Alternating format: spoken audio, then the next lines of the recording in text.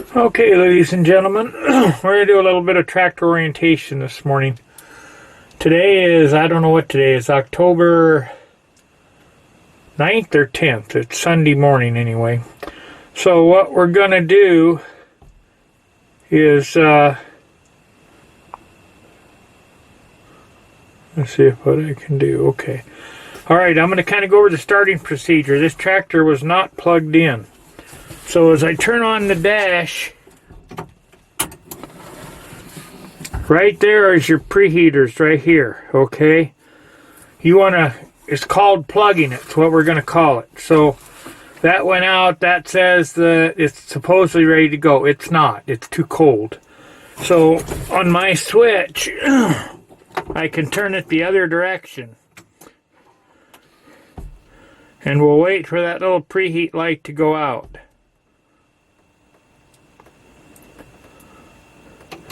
Okay, we'll do it again.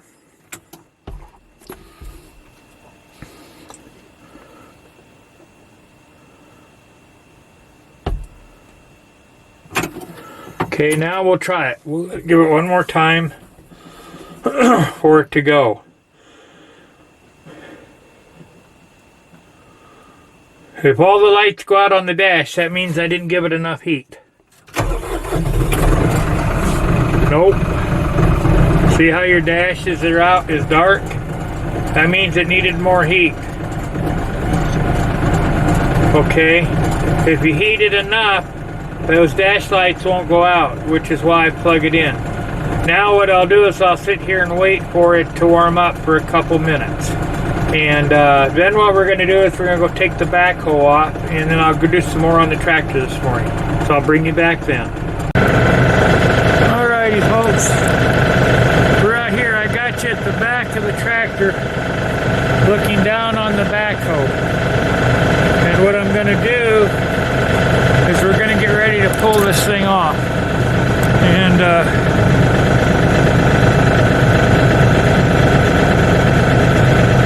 hopefully I don't hit the camera.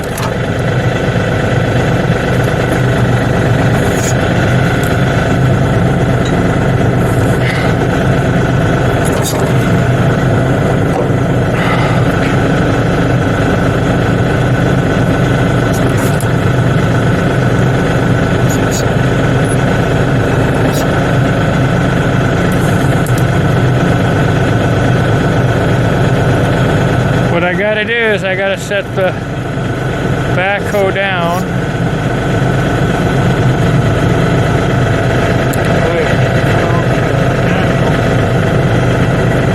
Oh wow. Surprise.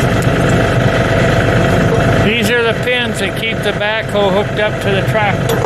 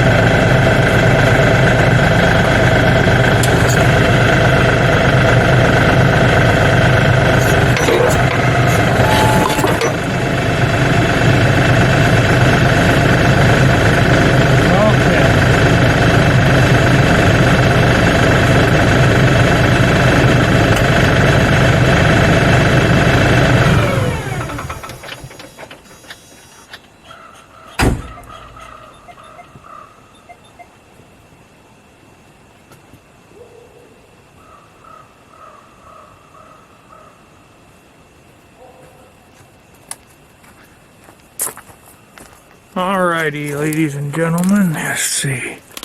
Get you moved around here a little bit. What I got to do now is I've got to unhook the hydraulic lines. And to unhook the hydraulic lines, I've got to relieve the pressure. So what I want to do, I had to turn the tractor off. And what I can do is I can just take these joysticks and work them like that. Okay. Now that should let the pressure off of my hydraulics, okay? So then I should be able to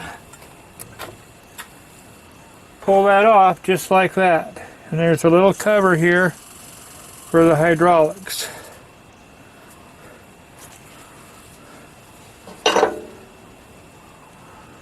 Okay.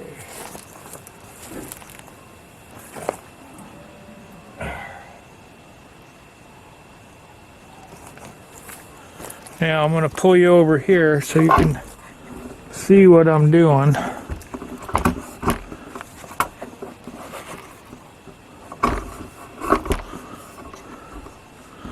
Sorry for the camera not being level, but I think I need to get me one of them GoPros, huh? There, now you'll be able to see what I'm doing when I get around the other side.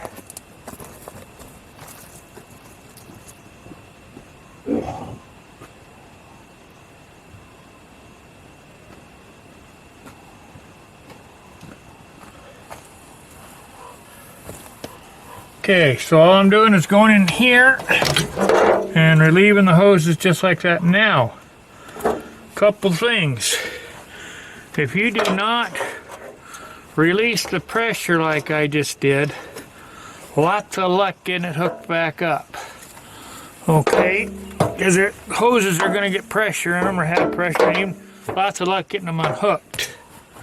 Okay, and then we have covers that go back in on these couplers like so. Okay, now I'm ready. All I got to do now is we'll go start the tractor up and I can drive away.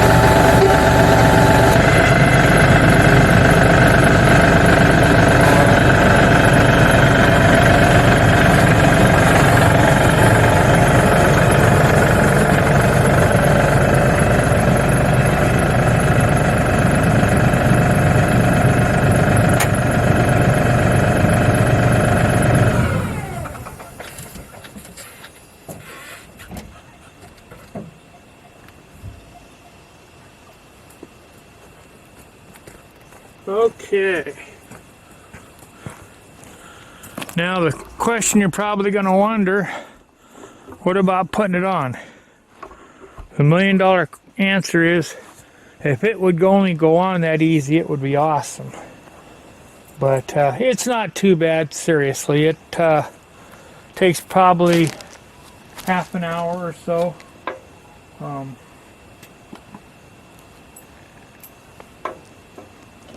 Now what I'm doing here is I've got these keepers. I didn't put them in because I was just using it for a minute. So you want to make sure they're in though. So this is kind of a thing of do as I say and not as I do.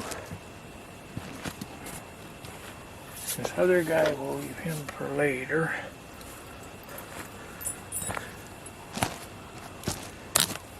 Now, if y'all are from Alaska, particularly the southeast Fairbanks area, you know we're in for supposed to be some rain and snow tonight.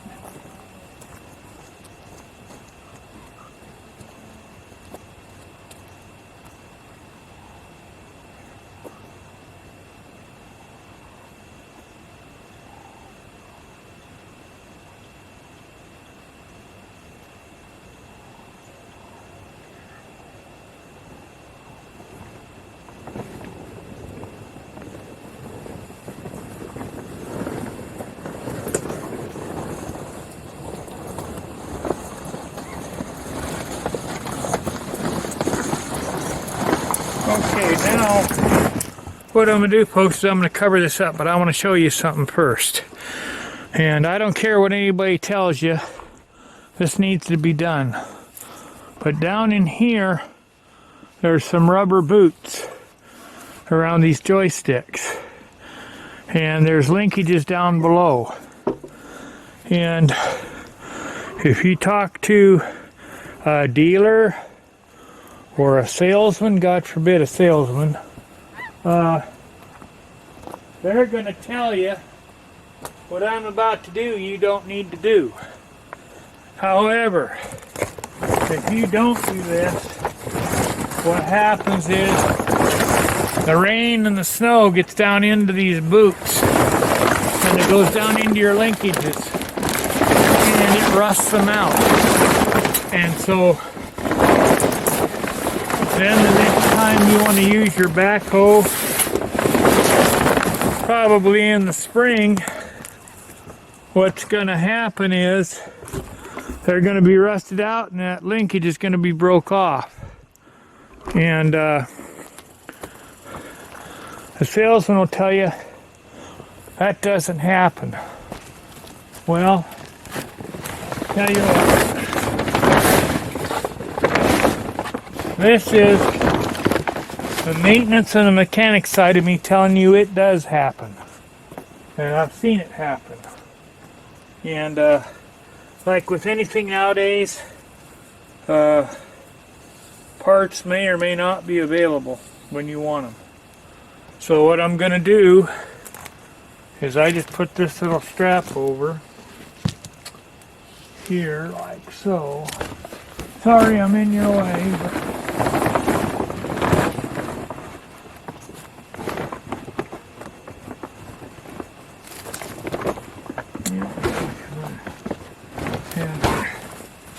redo it, yeah.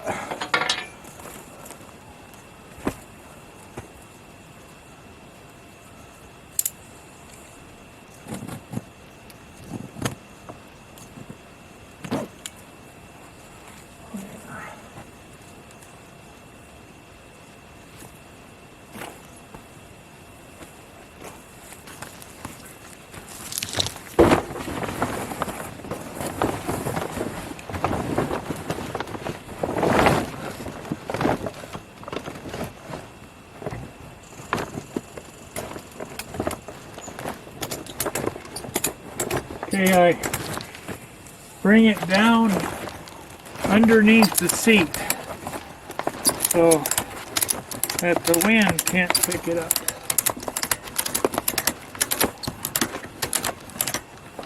Because we are prone to a little wind here, even more than in South Dakota where I grew up on a ranch. Alrighty, that's it for getting the backhoe off, ladies and gentlemen. So I'm going to cut the video for a second and then we'll start. Okay, now we're going to start a little bit on some more tractor orientation. We'll call that part 2. So you saw me pull the pins out from the backhoe. Those go in right here and that plate slides in. This is the pin for your drawbar, okay, and the pin to hold it. You have to take that out also. And we'll see if I can do this on the blind. Probably, yeah, we did.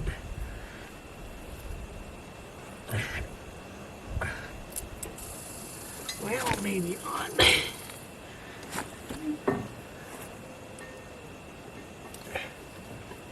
There we go. Okay, that keeps your drawbar intact.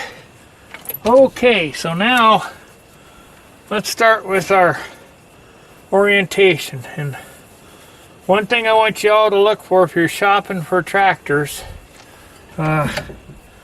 is I gotta get this repaired here too.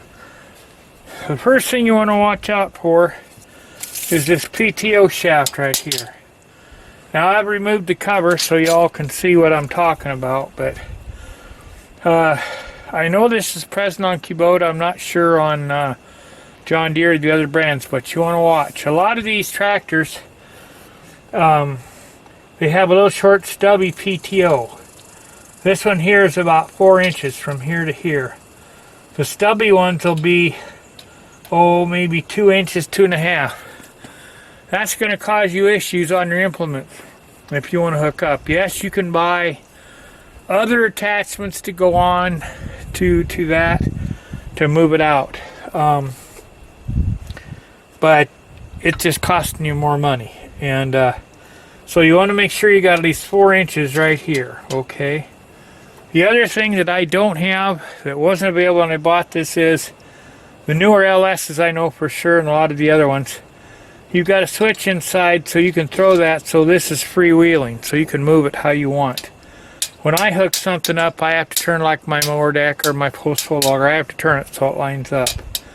The other next really important thing is you want to make sure that the distance from your drawbar to the bottom of your PTO is at least 8 inches, okay? 8 inches is right there, okay? And I know Kubota and maybe some John Deere, you start getting less than that, they get down in the 4 to 5 inch range. And there again, you're going to run into issues of not being able to hook up with your PTO. Okay. Now, some of the other things, I don't remember if I covered it on the other video or not. But these are your rear remotes that you need. This is the blue ones. I got a blue switch up there. That's what I run the backhoe into to control my flow to my backhoe. That has a detent in it. This one is not a detent, okay? And that's what you can run your hydraulic top link and side link. Now, a top link, you'll notice this is my top link right here, okay?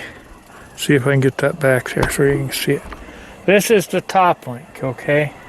So whenever I want to adjust how something tilts, I have to get back here and knock that off with a hammer and turn this around. That's what these are for.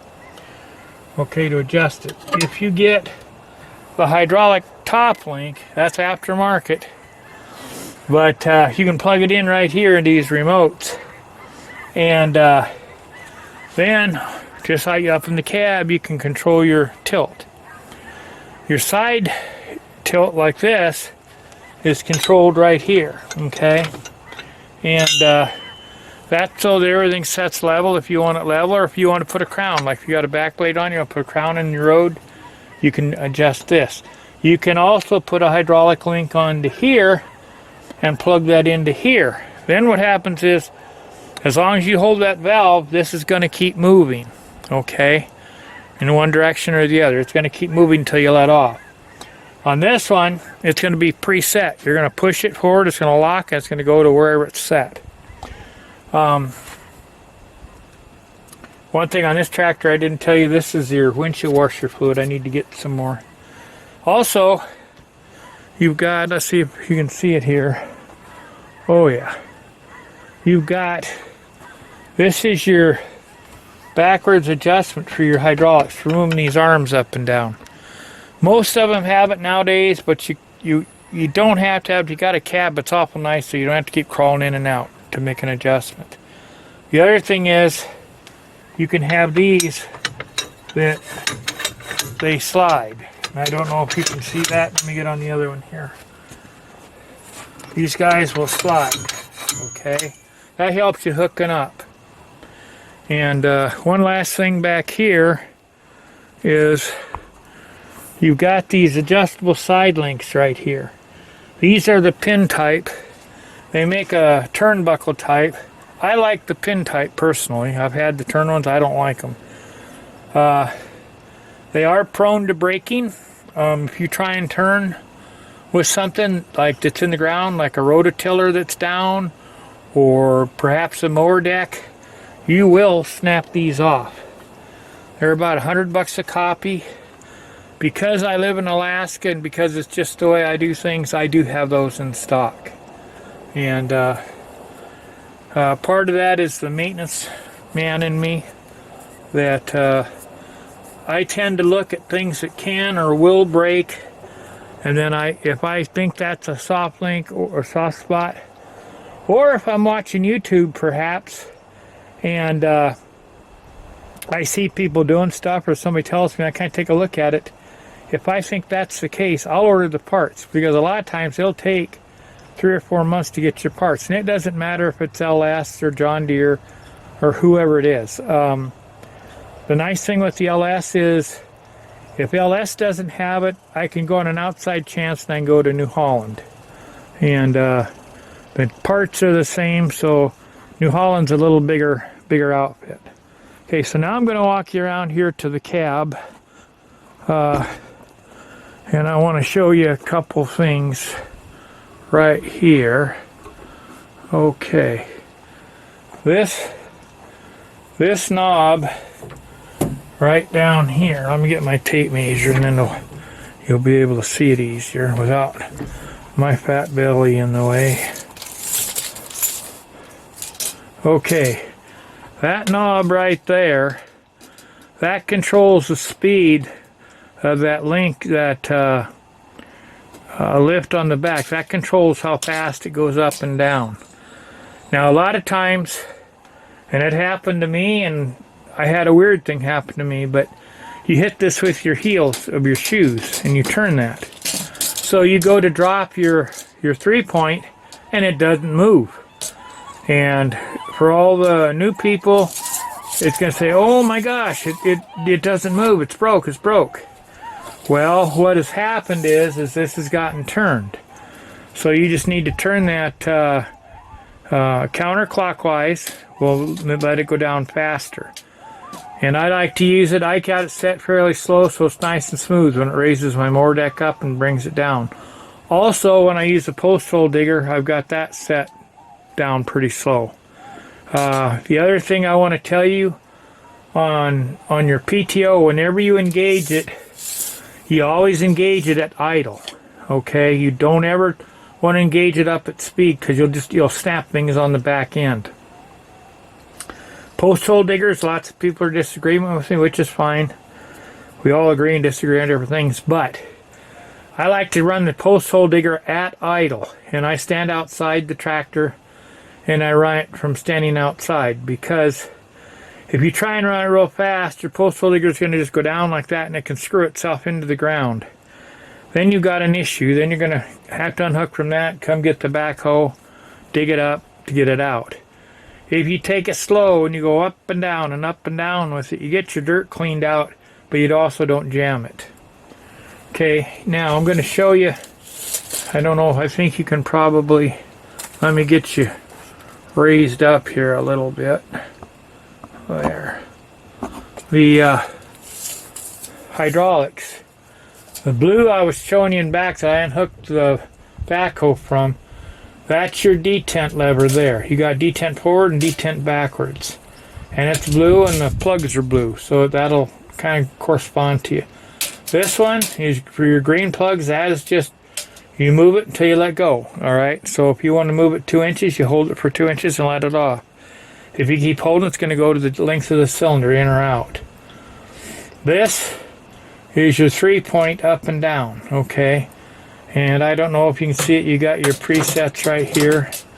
This one here is what I showed you in the other video, is for your leveling, alright? And you only use that when you've got stuff hooked up, and then you can set that down, and that's going to let you go up and down, okay?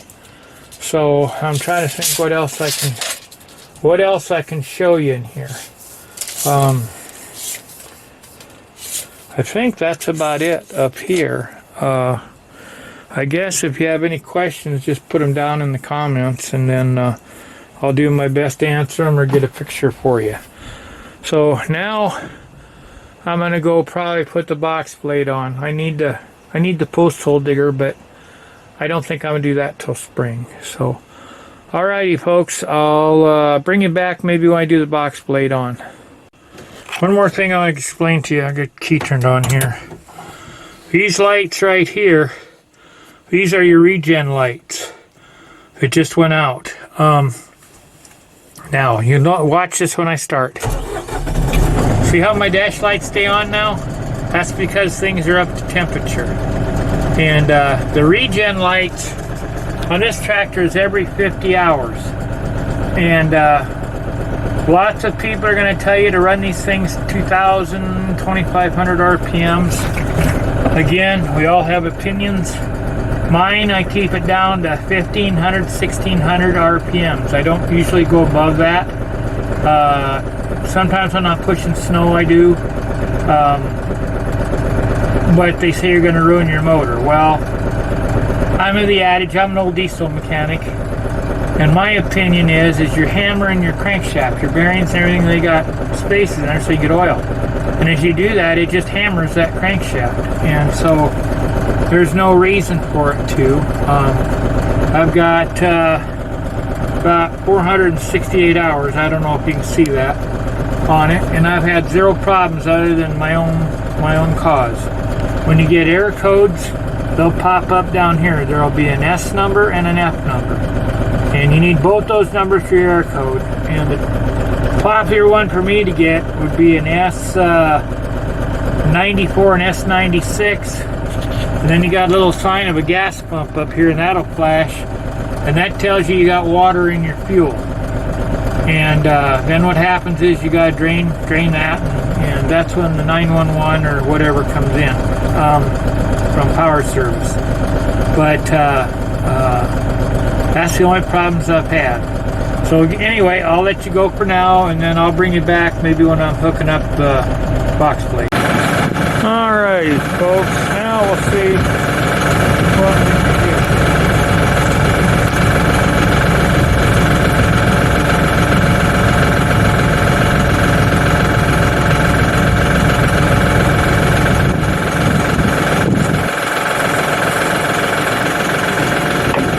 For those of you wondering why the box blade, this is part of my snowplow setup for the tractor. And it's starting to spit rain and we're getting wind, so it looks like our storm is coming in.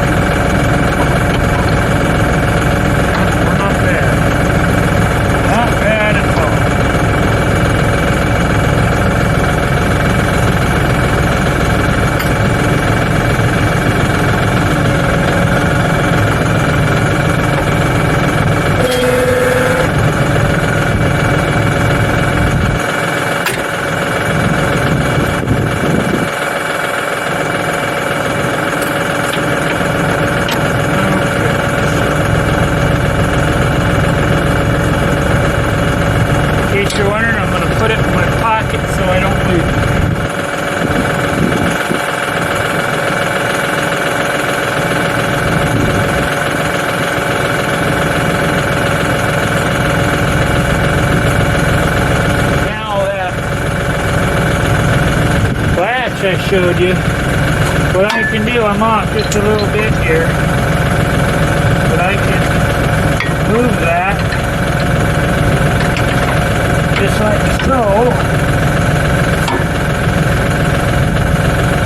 And let's go down just like here.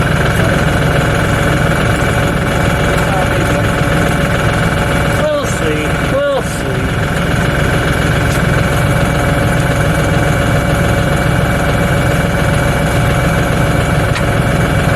There we go. Now I gotta back up just a smidge.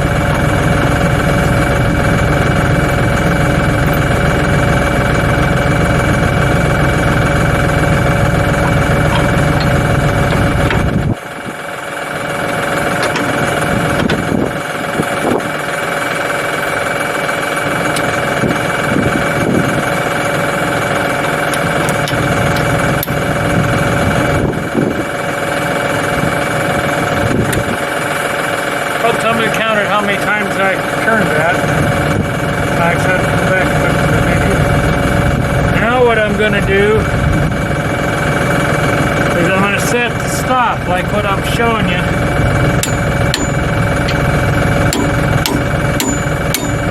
Now, if I had the hydraulic top link, all I'd have to do is just move my hydraulics. I'd have the window, just reach in there.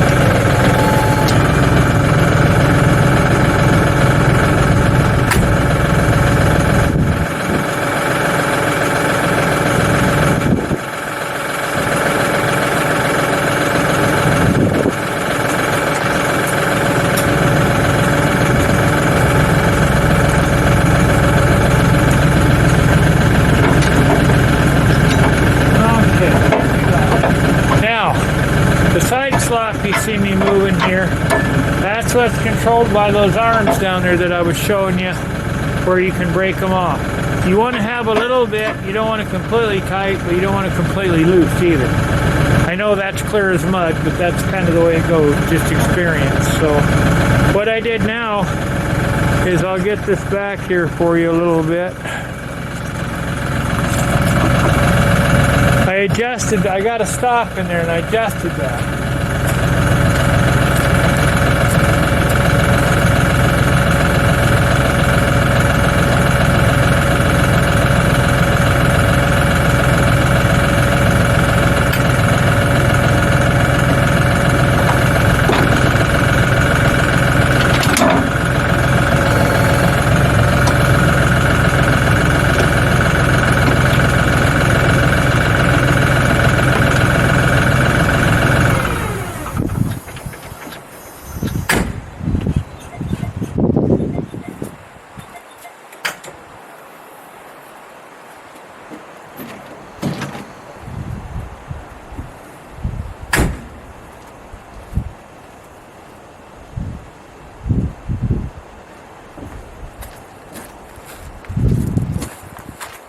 Okay. Alrighty, folks. Now,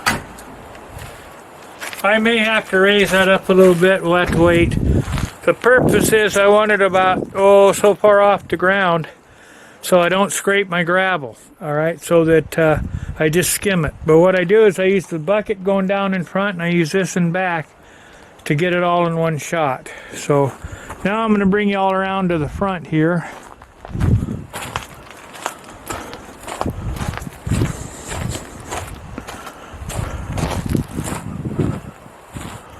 Okay. Now, what I'm going to do is I'm going to plug this baby in, because then I don't have to go through what I went through showing y'all. And I go through that right now. I'm on a iffy place because I don't like spending the money, but I don't like wearing on the tractor either. These two plugs I have here are on a timer, and so these guys here, you get these like Power and Transmission up in Fairbanks, where I got them, but any truck supply place.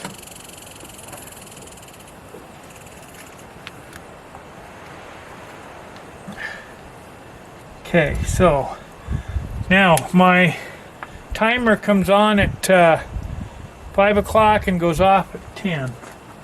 And a lot of times in the winter time, when it's 30, 40 below, I might change the time so it's on a little longer.